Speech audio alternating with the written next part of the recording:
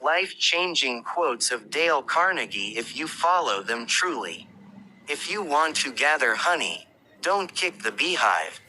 Let's realize that criticisms are like homing pigeons. They always return home. Let's realize that person we are going to correct and condemn will probably justify himself or herself, and condemn us in return. Don't criticize, condemn or complain. Give honest and sincere appreciation. Arouse in the other person an eager want. He who can do this has the whole world with him. He who cannot walks the lonely way. Become genuinely interested in other people. Smile. Remember that a person's name is to that person the sweetest and most important sound in any language. Be a good listener. Encourage others to talk about themselves.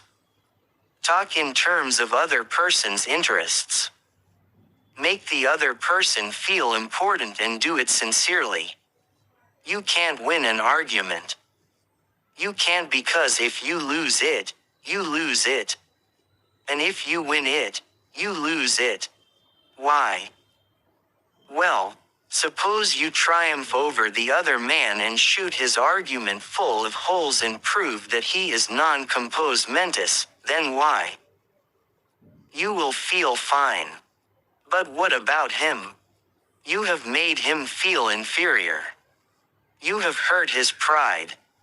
He will resent your triumph. The only way to get the best of an argument is to avoid it. Show respect for the other person's opinions. Never say, "You're wrong." If you are wrong, admit it quickly and vehemently. If you must criticize, do this. Begin in a friendly way.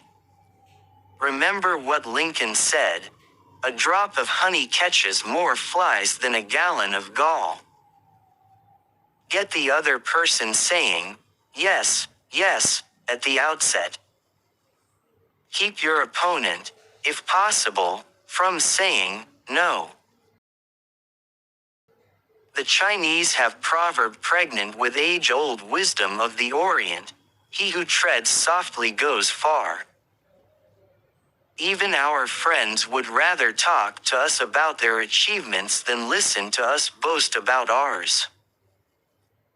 La Rochefoucauld, the French philosopher, said, "If you want enemies, excel your friends. But if you want friends, let your friends excel you." Let the other person feel that the idea is his or hers. Try honestly to see things from the other person's point of view. I would rather walk in the sidewalk in front of a person's office for 2 hours before an interview than step into that office without a perfectly clear idea of what I was going to say and what that person, from my knowledge of his or her interests and motives, was likely to answer. Let the other person do a great deal of the talking. Be sympathetic with the other person's ideas and desires. In order to change people, appeal to the nobler motives. Dramatize your ideas. The movies do it. TV does it. Why don't you do it? When nothing else works, try this. Throw down a challenge. Best ways to be a leader. How to change people without giving offense or arousing resentment. If you must find fault, this is the way to begin. Begin with praise and honest appreciation. How to criticize, and not be hated for it. Call attention to people's mistakes indirectly. Talk about your own mistakes before criticizing the other person. No one likes to take orders. Ask questions instead of giving direct orders. Let the other person save face. Even if we are right and the other person is definitely wrong, We only destroy ego by causing someone to lose face. The legendary French aviation pioneer and author Antoine de Saint-Exupéry wrote, "I have no right to say or do anything that diminishes a man in his own eyes. What matters is not what I think of him, but what he thinks of himself."